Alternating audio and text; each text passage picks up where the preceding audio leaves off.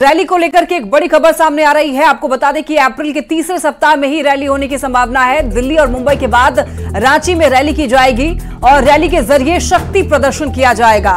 झारखंड में सभी 14 सीट जीतने की तैयारी में है इंडिया अलायंस। और आपको बता दें कि चुनाव से पहले इंडिया अलायंस रैली करने जा रहा है।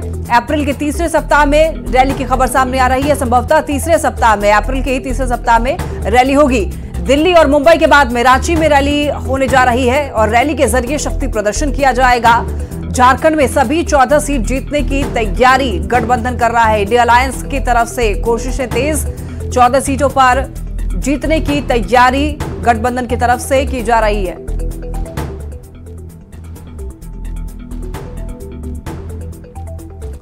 बीजेपी ने झारखंड में लोकसभा प्रत्याशियों की घोषणा काफी पहले ही कर दी, लेकिन अभी तक इंडी गठबंधन ने अपने प्रत्याशियों के नाम की घोषणा नहीं की है। तो इधर कांग्रेस का यह कहना है कि 29 अप्रैल को नामांकन भरना है, तो इतनी जल्दी क्यों है। वहीं जेएमएम ने दावा किया है कि जब उनके उम्मीदवार आएंगे तो चौका छक्का लगाएंगे। दूसरी तरफ बीजेपी ने महागठबंधन में शामिल दलों में उम्मीदवारों का टोटा होने का आरोप लगाते हुए तंज कसा है। अब उनको लड़ाना है बुल्लू महतो, उनको लड़ाना है गीता कोड़ा, उनको लड़ाना है सीता सोरेन। तो उनको जल्दी जल्दी लाकर के अनाउंस करना है कि उनको एस्टेब्लिश करना है। हमें कोई जल्दीबाजी नहीं है। हमारे लोग हमेशा जनता के बीच में रहे हैं। इसको ऐसे समझना होगा कि भारतीय जनता पार्टी अपने उम्मीदवारों को क्रिकेट के पिच पर उतारती है, हैट पहनाकर, बैट देकर, बल्ला देकर, और उसके बाद ड्रेसिंग रूम से वापस बुला लेती है। लेकिन हमारा कोई भी खिलाड़ी एक बार मैदान में उतरेगा तो वो जीत करके आएगा, वो शतक लगा करके आएगा, वो चौके छक्के लगा करके आएगा और अपने सामने वाले प्रतिद्वंदी को ध्वस्त करके आएगा। इनकी तरह नहीं कि हम उम्मीदवार उतारेंगे और फिर उम्मीदवार बदल देंगे। अभी तो सूचना ये भी मिल रही है कि और भी कई जगहों से ये उम्मीदवार बदलने की कवायद कर रहे हैं। हमारे 14 कैंडिडेट डिक्लेयर्ड हैं और प्रचार कर रहे हैं, लेकिन इनके गठबंधन में मारामारी चल रही है। हमने तो फॉर्मूला सुझाया था, जिसकी जितनी लूट में हिस्सेदारी उसकी उतनी सीटों पर भागीदारी, तो उस हिसाब से इनको सीटें बांट लेनी चाहिए थी। लेकिन अब राजद को चाहिए 2, उसके बाद झारखंड मुक्ति मोर्चा 6 से कम पे नहीं मान रही, कांग्रेस कह रही हमें 7 चाहिए। तो 2, 4, 5, 7 करते करते जनता इनको यहां से 9, 2, 11 ना कर दे। हमें तो लगता है कि इनके यहाँ उम्मीदवारों का टोटा है। लोकसभा चुनाव की तारीख नजदीक आते ही सियासी वार पलटवार का सिलसिला भी तेज होता हुआ दिख रहा है। बीजेपी की ओर से कल एनडीए की बैठक बुलाई गई थी, जिसमें 2 पूर्व सांसद जिनका टिकट काटा गया था वो नहीं पहुंचे। पूरे मामले में बीजेपी का अंदरूनी मामला सतह पर आने का आरोप लग रहा है। विपक्षी दलों ने इसे लेकर बीजेपी पर तंज कसा है। कांग्रेस ने एनडीए की बैठक को खाना पूर्ति बताया है। वहीं जेएमएम ने दावा किया है कि कई लोग बीजेपी छोड़ चुके हैं और कई लोग जेएमएम के संपर्क में हैं। चाहे जितनी भी बैठकें कर ले, हर बैठक में भाजपा के नेताओं के द्वारा भाजपा के खिलाफ आक्रोश नजर आएगा। कल की बैठक में 2 भाजपा के पूर्व सांसद नहीं पहुंचे।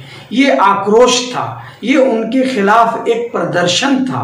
उसी तरह से चतरा में जिस तरह से भाजपा ने उम्मीदवार दिया है और डुल्लू महतो को धनबाद में जो उम्मीदवार बनाया है, दोनों जगहों पे लगातार भाजपा के खिलाफ भाजपा के कार्यकर्ताओं के द्वारा प्रदर्शन हो रहा है। बाहरी जनता पार्टी बाहरी लोगों को टिकट देकर चाहती है कि हम किसी तरह चुनावी बैतरनी पार कर लें, लेकिन झारखंड की जनता इतनी बेवकूफ नहीं है।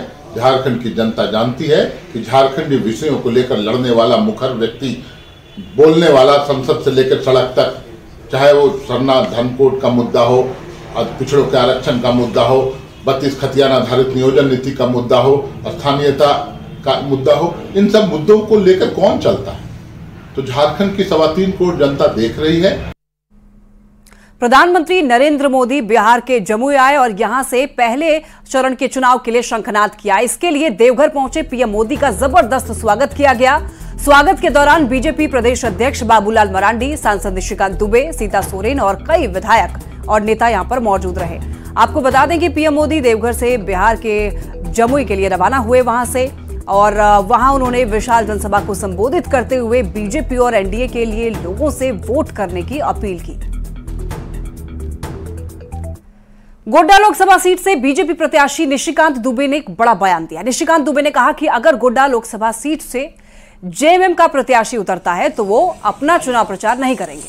साथ ही यह भी कहा है कि अगर कांग्रेस से प्रदीप यादव मैदान में उतरते हैं तो भी वो अपना चुनाव प्रचार नहीं करेंगे। निशिकांत ने कहा है कि वो नामांकन के लिए गोड्डा जाएंगे और उसके बाद देवघर में बैठकर कहीं चाय पिएंगे तो कहीं क्रिकेट खेलते हुए नजर आएंगे और केवल रिजल्ट लेने के लिए ही गोड्डा जाएंगे। विपक्ष के पास लड़ने के लिए कोई दमदार उम्मीदवार नहीं है। मैंने तो घोषणा कर रखा है और मैं आपके माध्यम से घोषणा करता हूं कि यदि झारखंड मुक्ति मोर्चा गोड्डा लोकसभा में कोई उम्मीदवार उतारेगी तो मैं चुनाव प्रचार नहीं करूंगा। मैं केवल नॉमिनेशन करूंगा और रिजल्ट लेने के लिए आऊंगा। और इस बीच में जो मैं देवघर में बैठा रहूंगा तो मैं किसी के यहाँ चाय पीऊंगा, किसी के यहाँ खाना खाऊंगा, कहीं क्रिकेट खेलता हुआ नजर आऊंगा, कहीं चाय बनाता हुआ नजर आऊंगा।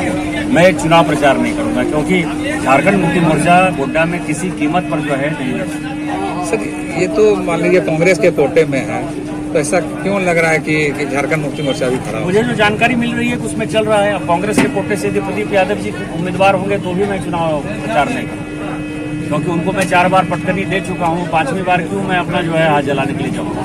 मुझे लगता है कि उनकी जमानत जब्त हो जाएगी। इसके अलावा कांग्रेस के कोई उम्मीदवार आएंगे तो शायद मैं चुनाव प्रचार करूँगा।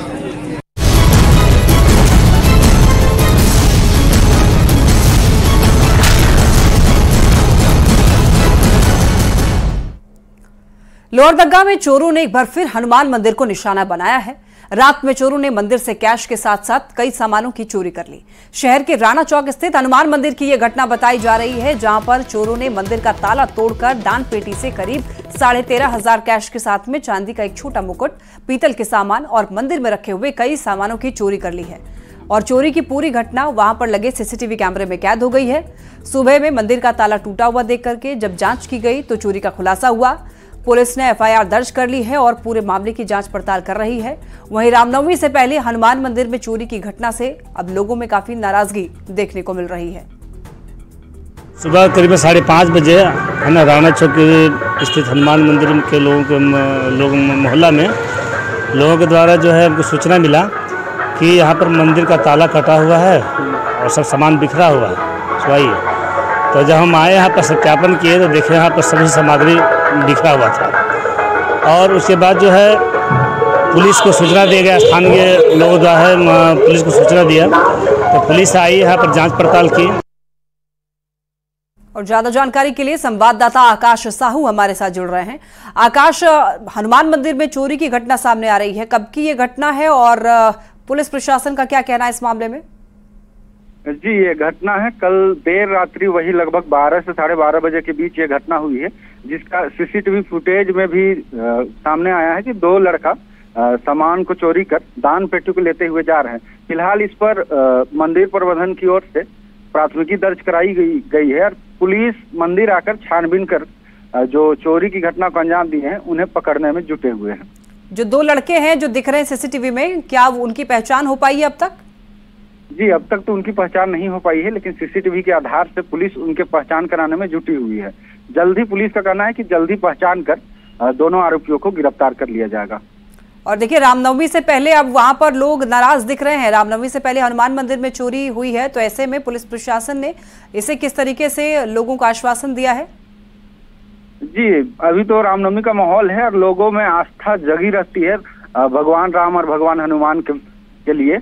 और ऐसे में चोरी की घटना हो जाना बीच शहर के बीचों बीच तो लोगों के लिए यह चर्चा का विषय बना हुआ है। और एक तरह से सुरक्षा व्यवस्था में भी चूक है